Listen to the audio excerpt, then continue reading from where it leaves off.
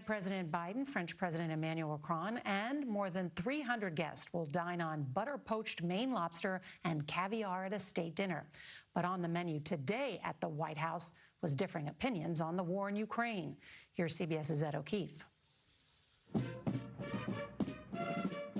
Ruffles and flourishes for America's oldest ally. But underneath the glitz and glamour, some key differences between President Biden and French President Emmanuel Macron on issues like Ukraine and how to deal with Russian President Vladimir Putin. The idea that Putin is ever going to defeat Ukraine is beyond comprehension. The president said he'd only ever meet with Putin under certain conditions. I'm prepared to speak with Mr. Putin if, in fact, there is an interest in him deciding he's looking for a way to end the war. He hasn't done that yet.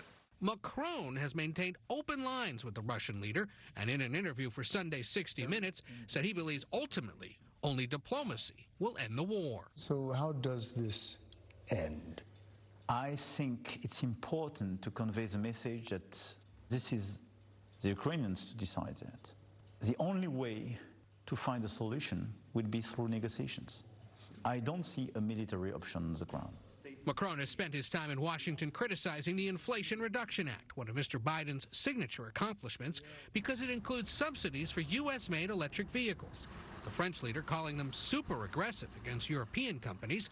The president defended them. The United States makes no apology, and I make no apology since I wrote it for the legislation you're talking about.